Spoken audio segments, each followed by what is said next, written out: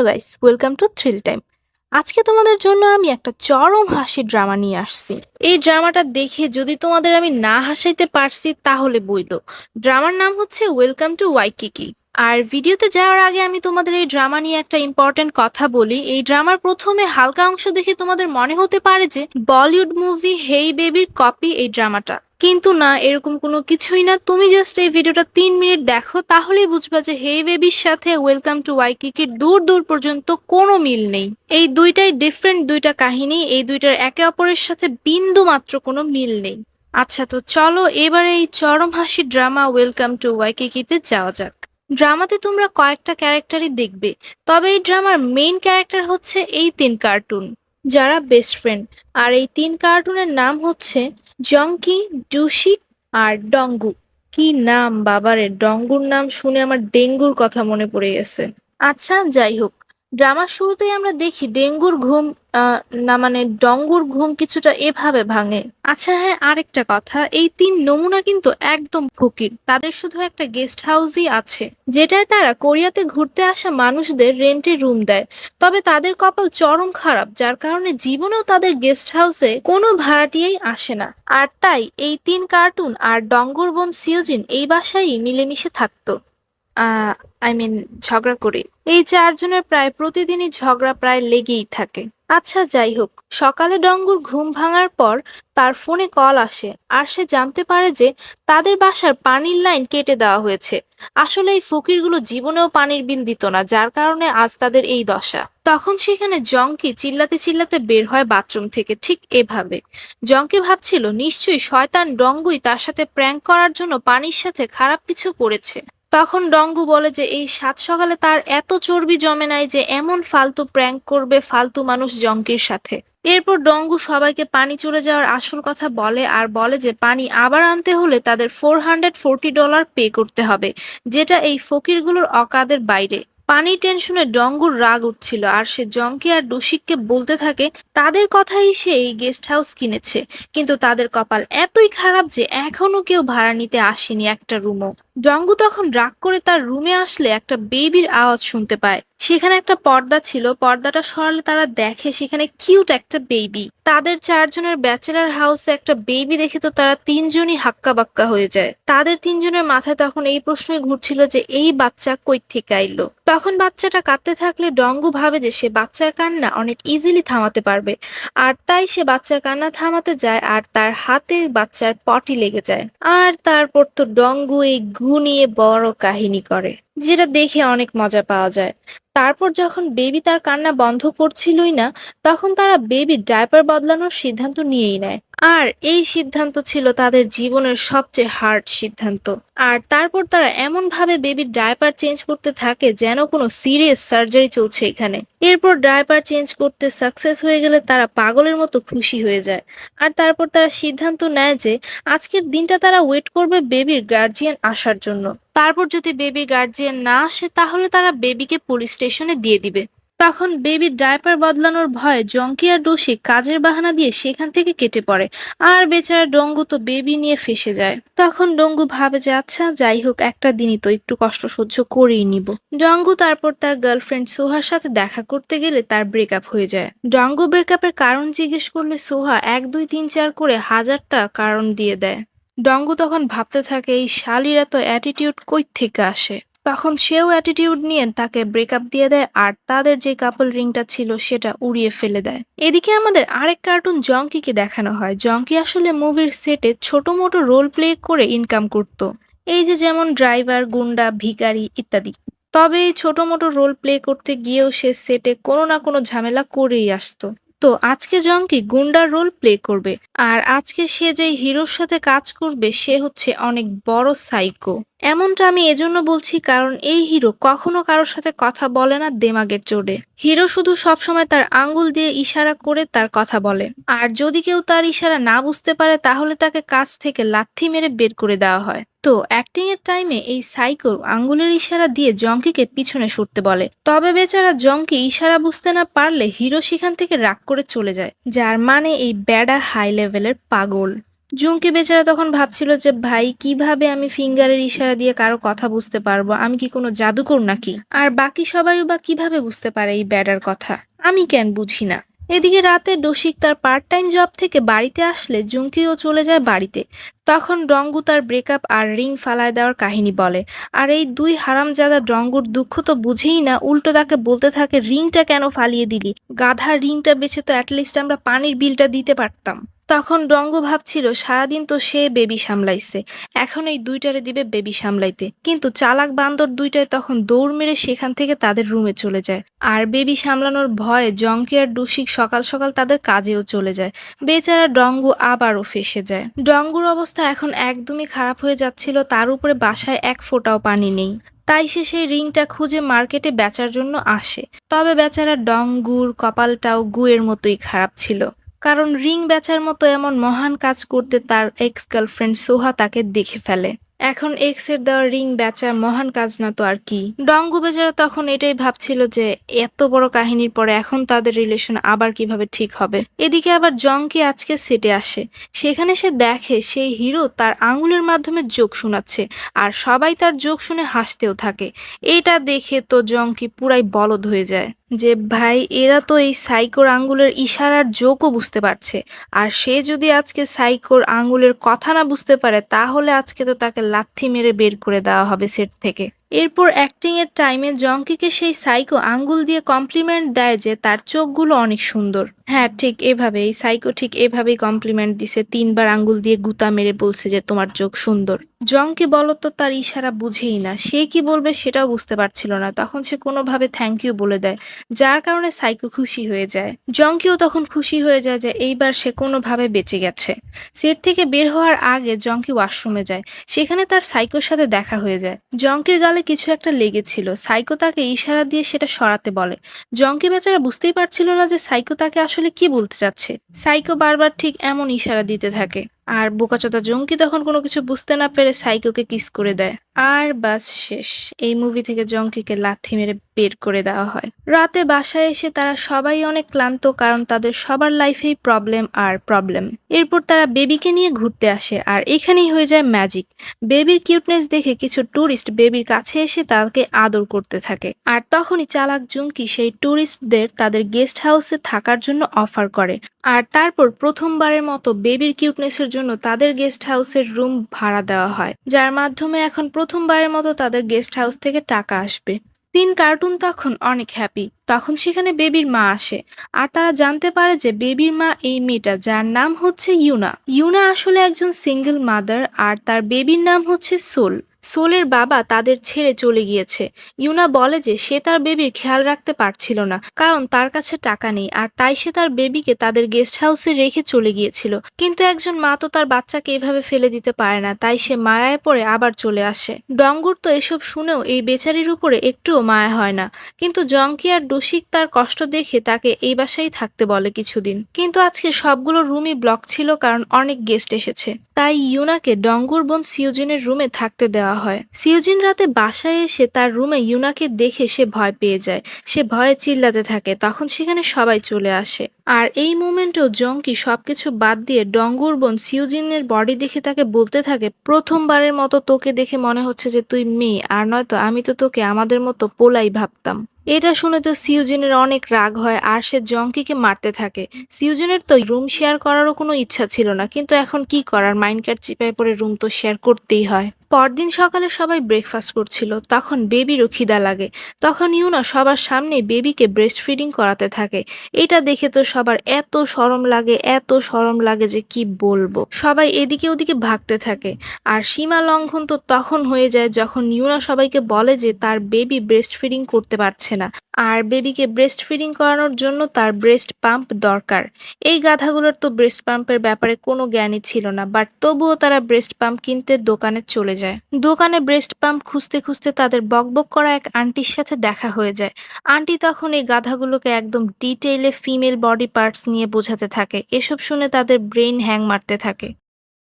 পরদিন সকালবেলা কার্টুন জুঙ্কি আবারও মুভিতে একটা রোল প্লে করার চান্স পেয়েছে, তাই সে রেডি হচ্ছে। আর আমি বলি এই গাধা অনেক কষ্টের মুভিতে রোল প্লে করার চান্স পায়, আর তার মধ্যেও সে কোনো না কোনো ঝামেলা করেই আসে। আর এসবের পরেও সে নিজেকে অনেক মহান অ্যাক্টর ভাবে। সেকেন্ড কার্টুন ডুশিকও সেখানে বসেছিল। ডুশিক ভাবতো সে একজন মহান রাইটার, কিন্তু আজ পর্যন্ত তার একটাও নোভেল চলতে পারেনি। তো তখন সেখানে বসে তারা নিজেদের সুনাম আর একে অপরের বদনাম করছিল। জুঙ্কি ডুশিককে ফালতু রাইটার বলে আর ডুশিক জুঙ্কিকে 2 টাকার অ্যাক্টর বলে। তখন সেখানে কার্টুন নাম্বার 1ও চলে আসে আর বলে, তোরা কি সকাল সকাল ঝগড়া করতেছস? আরে বলদেরা, তোদের দুইটার মধ্যে ডিফারেন্সই বা কি আছে? তোরা দুইজনই তো সবচেয়ে বড় ফালতু। এটা শুনে তো জঙ্কি আর ডসিক ডঙ্গুর উপরে রেগে যায়, আর তারপর জঙ্কি, ডঙ্গু আর ডসিক পাগলা কুত্তার মতো ঝগড়া করতে থাকে। তখন ডঙ্গুর বোন সিউজিন তাদের ঝগড়া বন্ধ করতে বললে জঙ্কি তাকে বলে, তুই তো পোলাগো মাঝখানে আবি, কারণ তুই নিজেও একটা পোলা, আর তোর তো দাড়িও উঠে। আসলে এটা সত্যি কথা, সিওজিনের একটু হরমোনাল সমস্যা আছে, যার কারণে তার ছেলেদের মতো দাড়ি উঠে। আর তাই তাকে প্রতিদিন শেভও করতে হয়। আর এই সিক্রেটটা এই গাধা জুঙ্কিও জানে। সিওজিনকে পোলা বলায় সিওজিনও ঝগড়া করতে শুরু করে। ইউনা তো এই 4 কার্টুনের ঝগড়া দেখে ভাবতে থাকে সে কিভাবে তার বেবি নিয়ে এই 4 জংলি বান্দরগুলোর সাথে থাকবে। পরের সিনে আমরা জুঙ্কিকে ঠিক এরকম একটা গেটআপে দেখি। ভয় পাওয়ার কিছুই নেই। এই মেকআপ জুঙ্কিকে তার শুটিং এর জন্য করতে হয়েছে। বাট জুঙ্কির কপাল এতই খারাপ যে আজকের শুটিং ক্যান্সেল হয়ে যায়। আর ডিরেক্টর জুঙ্কিকে বলে সে যাতে তার মেকআপটা না উঠায়, কারণ এই মেকআপটা কালকেই আবার লাগবে আর এই মেকআপটা অনেক এক্সপেন্সিভ। আর বেচারা জুঙ্কির রিয়েল স্ট্রাগল তো এখন শুরু হয়। জুঙ্কি বাসায় যাবে, কিন্তু বাসে সে কোনো সিট পায় না। এমনকি বাসে তো তাকে উঠতেও দেওয়া হচ্ছিল না। তাই সে বাসে জোকারের মতো করতে থাকে। বাসে তখন কেউ তার ওয়ালেটটা চুরি করে নেয়, কিন্তু বাসায় এসেও এই গাধা বুঝতে পারে না যে তার ওয়ালেট চুরি হয়েছে। আর তারপর পুলিশ তাকে কল করে জানায় যে তার ওয়ালেট চুরি হয়েছে আর তারা সেটা পেয়েছে। পুলিশ তাকে সেটা পুলিশ স্টেশনে এসে নিয়ে যেতে বলে। জুঙ্কি তখন পুলিশ স্টেশনে গেলে সবাই ভয় পেয়ে যায়। সবাই ভাবছিল পুলিশ স্টেশনে হয়তো কোনো ভূত বা ডেমন চলে এসেছে। তখন বেচারা সবাইকে বোঝায় যে সে কোনো ভূত না, ডেমন না, সে মানুষ। এদিকে ডঙ্গু ইউনাকে তার বাসায় থাকার বিনিময়ে তার বাসার কাজ করতে বলে আর কিচেন সামলাতে বলে। আর ইউনা কিচেনের কোনো কাজই ভালোভাবে করতে পারে না, সে প্লেট ভেঙে ফেলে তো ফ্রিজ খোলা রেখে দেয়। এসবের জন্য ডঙ্গু ইউনাকে অনেক বকে। ইউনা বেবি সোলকে নিয়ে কাজ করতে পারবে না বলে ডুশিক এসে বেবি সোলকে কোলে নেয়। আর বেবি সোল তখন ডুশিকের উপরে বমি করে দেয়। ডুশিক তো এটার পরে অনেক হ্যাপি ছিল এই কিউট বেবিকে কোলে নিয়ে। ইউনা সেদিন পচা মাশরুম দিয়ে খাবার বানায় আর সেটা খেয়ে সবার হলুদের বন্যা ছুটে। সবাই বাথরুমে যাওয়ার জন্য একদম পাগল হয়ে যাচ্ছিল, কিন্তু সিউজিন ঘরের বাথরুম তো ছাড়ছিলই না। তাই এই 3 বান্দর বাহিরে চলে যায় বাথরুম খুঁজতে। ডুশিক আর জঙ্কি তো বাথরুম পেয়েও যায়, তবে ডঙ্গু কোনো পাবলিক টয়লেটই খালি পায় না। বেচারা ডঙ্গু টয়লেট তো পায় না, তবে রাস্তায় সে তার এক্স গার্লফ্রেন্ড সোহাকে পেয়ে যায়। ডঙ্গু তখন পাগল হয়ে যাচ্ছিল এটা ভেবে ভেবে যে সে এখন সোহাকে মানাবে, তাকে সরি বলবে নাকি হাগু দিবে। সেখানে সে কোনোভাবে দাঁড়িয়ে সোহাকে 2-4টা কথা বলার ট্রাই করে, বাট তার কথার স্টাইল দেখে সোহা সেখান থেকে চলে যায়। আর ডঙ্গু আবারও বাথরুম খুঁজতে থাকে। লাস্টলি সে একটা বাথরুম পেয়েও যায়। যে বাথরুমটা একজন কিনে নিয়ে যাচ্ছিল, ডঙ্গু তখন সেখানেই চলে যায় আর আরামে বাথরুম ইউজ করে। এরপর ওনার যখন জানতে পারে ডঙ্গু তার বাথরুম ইউজ করেছে, তখন সে বাথরুমটা ডঙ্গুকেই দিয়ে দেয়। আর ডঙ্গু তখন এমন ইমার্জেন্সির জন্য বাথরুমটা বাড়িতেই নিয়ে আসে। সবাই বাসায় এত বড় বাথরুম দেখে হাক্কা বাক্কা হয়ে যায়। পরদিন আবার দেখা যায় সিওজিন বাথরুমে লুকিয়ে লুকিয়ে শেভিং করছিল, আর তাকে এই অবস্থায় ইউনা দেখে ফেলে। সিওজিন আজকে তার বয়ফ্রেন্ডের সাথে দেখা করতে যায়, তবে ভুলবশত তারা একটা রুমে আটকা পড়ে যায়। আর এখানে অনেকক্ষণ থেকে সোয়েটিং হওয়ার কারণে সিওজিনের দাড়ি হালকা হালকা দেখা যাচ্ছিল। সিওজিন তখন ভাবে নিশ্চয়ই তার বয়ফ্রেন্ড তার দাড়ি দেখলে তার সাথে ব্রেকআপ করে নিবে, তাই সে তখন তার বয়ফ্রেন্ডকে মেরে বেহুশ করে দেয়। অন্যদিকে ডঙ্গু আর ইউনা স্টোরে আসে কেনাকাটার জন্য। তখন ডঙ্গুর সাথে তার এক্স গার্লফ্রেন্ড সোহার দেখা হয়। সোহা তার নিউ বয়ফ্রেন্ডের সাথে ডঙ্গুর দেখা করায় আর বলে তার বয়ফ্রেন্ড একটা বড় থাই রেস্টুরেন্টের ওনার। এটা শুনে তো ডঙ্গু অনেক জেলাস ফিল করে। ডঙ্গু তখন ইউনাকে দেখিয়ে বলে এটা তার গার্লফ্রেন্ড, যে অনেক কিউট, অনেক ভালো। তবে পরে কোনোভাবে সোহা দেখে ফেলে যে ডঙ্গু আর ইউনার মধ্যে আসলে কোনো কিছুই নেই। ডঙ্গু স্টোরে সোহাকে অনেক অ্যাটিটিউড দেখালেও সে বাসায় এসে সোহার কষ্টে দেবদাস হয়ে যায়। তবে সে শুধু একা না, তার বোন সিউজিনকেও তার বয়ফ্রেন্ড দাড়িতে দেখে ফেলে আর ব্রেকআপ দিয়ে চলে যায়। দুইজন ছাগলই তখন অনেক কাঁদতে থাকে। এপিসোড 3-তে আমরা দেখি সিউজিন আর ডঙ্গু 2 ভাই বোন তাদের ব্রেকআপ নিয়ে ছোট বাচ্চাদের মতো কাঁদতে থাকে। তখন উপরওয়ালা ডঙ্গুর দোয়া না শুনলেও সিউজিনের দোয়া শোনে।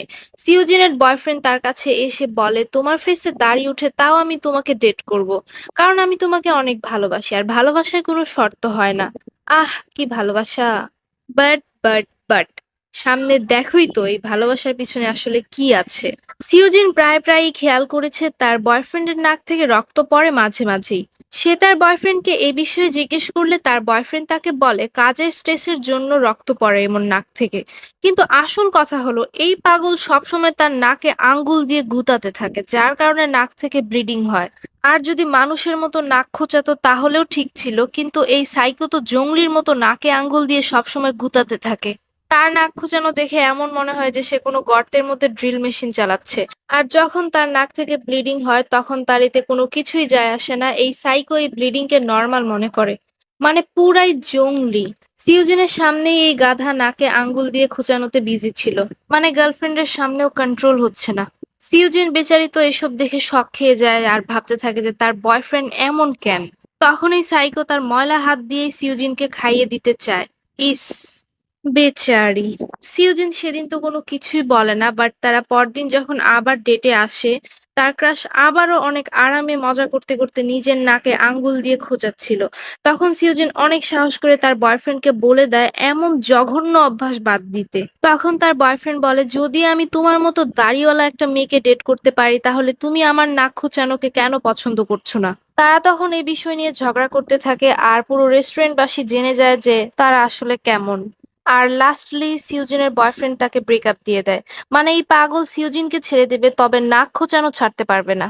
এদিকে জুঙ্কির নতুন একটা অডিশন চলছিল। তবে এই অ্যাক্টিং এর জন্য জুঙ্কিকে তার ফুল বডি ওয়্যাক্স করাতে হবে। আর তাহলেই সে মুভিতে ছোটখাটো সুইমিং এর রোল পাবে। জুঙ্কি তখন চলে যায় তার ফুল বডি ওয়্যাক্স করাতে। বেচারা 2 টাকার শুটিং এর জন্য ওয়্যাক্সের কষ্ট সহ্য করে নেয়। তবে কাল সে তার গার্লফ্রেন্ডের সাথে দেখা করতে গেলে জানতে পারে যে সে সেদিন যেই মেয়েটাকে দিয়ে ওয়্যাক্স করিয়েছিল সেটা তার গার্লফ্রেন্ডের ছোট বোন ছিল। এই ব্যাপারটায় জুঙ্কির গার্লফ্রেন্ড অনেক রাগে ছিল। জুঙ্কির গার্লফ্রেন্ডের সমস্যা ছিল যে তার আগে কেন তার প্রাইভেট পার্ট তার ছোট বোন দেখবে। এটা নাকি তার গার্লফ্রেন্ডের কাছে অনেক শরমের বিষয়। এত কিছুর পরও জুঙ্কির সম্মান একটু একটু ছিল। সে ভাবে আচ্ছা সমস্যা নেই, সে পরে তার গার্লফ্রেন্ডকে মানিয়েই নিবে। আর এরপর বাসায় এসে জুঙ্কি সিউজিনের সাথে গরম গরম নুডলস নিয়ে জানোয়ারের মতো ঝগড়া করছিল, যার ফলে তার প্রাইভেট পার্টে গরম গরম নুডলস পড়ে জ্বলে যায় আর সে চিল্লাতে থাকে। আর তারপর বেচারাকে হসপিটালে নিয়ে আসা হয়, বাট হসপিটালে এসে সে জানতে পারে যে ডক্টর তার গার্লফ্রেন্ডের মা, মানে জুঙ্কির শাশুড়ি, যার সাথে সে আজকেই সকালে দেখা করেছিল।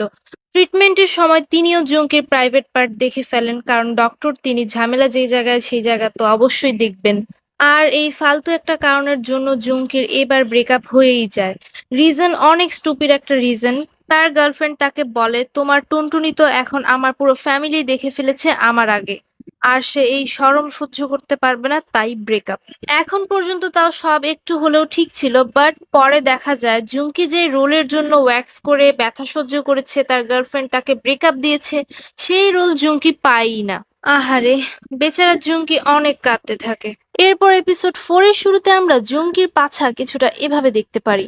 প্রথমে তো দেখে ভেবেছিলাম এই গাধা আবার কোন নতুন নাটক করছে। পরে জানতে পারলাম জুঙ্কি মুভিতে রোল না পাওয়ায় এখন জিন্সের অ্যাডভার্টাইজ করতে এসেছে, ঠিক এইভাবে। তো তখন অ্যাড চলছিল লাইভে, আর পোড়া কপাল জুঙ্কির সাথে লাইভে এটা হয়ে যায়। প্যান্ট ছিঁড়ে যাওয়ায় জুঙ্কি এমন এক্সপ্রেশন দেয়, আর এই কারণে সে রাতারাতি ভাইরাল হয়ে যায়। আর সে ভাইরাল হয়ে যাওয়ায় একটা নামি দামি অ্যাক্ট্রেসের সাথে মুভিতে কিডন্যাপারের রোল পেয়ে যায়। সে যখন সেই নামি দামি অ্যাক্ট্রেসের সাথে দেখা করতে যায় তখন সেই অ্যাক্ট্রেস তার সাথে কোনো কথাই বলে না। অ্যাক্ট্রেস খালি একটু পরপরই ঘুরে ঘুরে আশেপাশে যায় আর সবকিছু ভাঙতে থাকে। জুঙ্কি এটা দেখে ভয় পেয়ে যায়। তখন ডিরেক্টর জুঙ্কিকে বলে, এই অ্যাক্ট্রেসের একটা বিশেষত্ব আছে, সে যেই রোলই পায় সেটাতেই সে হারিয়ে যায়। সে সেই পরিস্থিতিতেই নিজেকে মনে করে আর সেভাবেই আচরণ করে। আর আজকে সে একজন মায়ের রোল পেয়েছে, আর এই মায়ের বাচ্চা কিডন্যাপ হয়ে গিয়েছে। আর সেই কিডন্যাপারই হলো জুঙ্কি। সেই কিডন্যাপারের উপরেই এখন অ্যাক্ট্রেস রেগে আছে। জুমকি তো এই কথা শুনে অনেক ভয় পেয়ে যায়। আর অ্যাক্টিং এর টাইমে তো জুমকির অবস্থা একদম ১২টা বেজে যায়। অ্যাক্ট্রেস এই ক্যারেক্টারের ভিতরে এমন ভাবে ঢুকে যায় যে সে জুমকিকে সত্যি সত্যি অনেক ধোলাই করে। আর লাস্টলি যখন অ্যাক্ট্রেস জুমকিকে গলা টিপে মেরেই ফেলবে, তখনই জুমকি ব্রেন খাটিয়ে মরে যাওয়ার অ্যাক্টিং করে, তাও আবার এরকম হাঁ করে। অ্যাক্ট্রেস তখন অনেক কান্নাকাটি করে আর তারপর এইটা হয়ে যায়। ইস! এই সিন দেখার পরে তো আমি জুমকি বলদ তারপরেও অনেক খুশি ছিল যে অ্যাট লিস্ট তাকে টিভিতে তো দেখানো হবে। এদিকে ডঙ্গু ইদানিং ইউনার সাথে পোলাইটলি কথা বলছে। এমন কেন হচ্ছে তোমরা একটু পরেই বুঝবে। ইউনা এই বাড়িতে বসে বসে খেতে চায় না। সে কিছু করতে চায়। সে একটা বেকারি দিতে চায়। ডঙ্গু তখন ইউনাকে হেল্প করতে চায় আর তাকে বেকারি ক্লাসে পাঠায়। ইউনা বেকারি ক্লাস জয়েন করে আর প্রথম দিনই তার একটা ফালতু ছাগলের সাথে পরিচয় হয়। সেই ফালতু ছাগল ইউনার সাথে অনেক বকবক করে আর ডঙ্গু ইউনাকে সেই ফালতু ছাগলের সাথে দেখে ফেলে আর তার এই ব্যাপারটা একদমই ভালো লাগে না। আর তোমরা যদি এখনো বুঝতে না পারো তাহলে বলি, আমাদের ডঙ্গু এখন ইউনাকে লাইক করতে শুরু করেছে। তার মানে ইউনার জন্য ফিলিংস তো এসেছে, তবে সেই ফিলিংসকে এই গাধা একসেপ্টই করতে চাইছিল না। তার বিশ্বাসই হচ্ছিল না যে যেই ইউনাকে সে এতদিন এত বকেছে, এত হেট করতো তার কাজ নিয়ে, তাকে সে এখন পছন্দ করতে শুরু করেছে। এরপর এপিসোড 5-এ আমরা গাধা নাম্বার 3 ডুশিককে অনেক কষ্টে একটা নোভেল শেষ করতে দেখি। সে এক ডিরেক্টরকে তার নোভেলটা দেখায়। তার মনে তো অনেক কনফিডেন্স ছিল যে হ্যাঁ, এমন মহানভেল তো এই বেডা তার বাপের জন্মেও পড়ে নাই। নিশ্চয়ই বেডা এখন আমার নোভেলের প্রশংসা করবে। কিন্তু ডিরেক্টর তার নোভেলের প্রশংসা করা তো দূরের কথা, উল্টো তার নোভেলের ইজ্জতের প্লাস্টিক করে দেয়। এটা বলে যে এটা নোভেল নাকি ক্লাস 2-3 বাচ্চাদের বুক। ডিরেক্টর তখন ডুশিককে এমন নোভেল বাদ দিয়ে একটু দুষ্ট, একটু এরোটিক নোভেল লিখতে বলে। ডুশিক তো ভোলা ভালা, জীবনেও এরোটিক মুভি দেখে নাই, তবে আজ এরোটিক নোভেল লিখতে রাজি হয়ে যায়, কারণ তার টাকার দরকার। আর এরোটিক নোভেল লেখার জন্য তার আগে এরোটিক মুভি দেখতে হবে। আর ডিউশিকের এরোটিক মুভি দেখতে গিয়ে ঘাম ছুটে যায়। এমনিতেই ডঙ্গু, ডুশিক, জুংকি, সিউজিন, ইউনার লাইফে প্রবলেম আর প্রবলেমই চলছিল। আর তার উপরে আবার পরদিন সকালে তাদের বাসায় নতুন ঝামেলা চলে আসে। আসলে এই গাধাগুলো অনেক দিন থেকে গ্যাসের বিল দেয়নি, যার কারণে আজকে টাকা চাইতে গ্যাস অফিসের ওনারই চলে আসে তাদের বাসায়। তখন এই নমুনাগুলো নমুনা করে রিকোয়েস্ট করে 1 মান্থের টাইম নেয় বিল দেওয়ার জন্য। আর তারপরে এই ফকিরগুলো কিভাবে টাকা দেবে সেটা আমরা দেখব পরের এপিসোডগুলোতে। এই ভিডিওতে আমি ওয়েলকাম টু ওয়াইকিকের এপিসোড 1 থেকে এপিসোড 5 এক্সপ্লেন করেছি। ওয়েলকাম টু ওয়াইকিকের মোট 20টা এপিসোড আছে। আমি 5টা করে মোট 4টা ভিডিওতে তোমাদেরকে এক্সপ্লেন করে দিব। আর এই 4টা ভিডিও তুমি আমার চ্যানেলের প্লেলিস্টে গেলেই পেয়ে যাবে। তাছাড়াও আমি ডেসক্রিপশনে আর কমেন্ট বক্সে লিংক দিয়ে দিব। তো গাইস, আজকের এই ভিডিওটি তোমাদের কাছে কেমন লেগেছে আমাকে অবশ্যই কমেন্ট করে জানাবে। যদি ভালো লেগে থাকে তাহলে আমার ভিডিওটিতে লাইক করে দিবে। আর হ্যাঁ, থ্রিল টাইমকে সাবস্ক্রাইব করতে ভুলবে না। দেখা হবে ওয়েলকাম টু ওয়াইকিকের এক্সপ্লেনেশনের সেকেন্ড পার্টে। বাই বাই, আল্লাহ হাফেজ।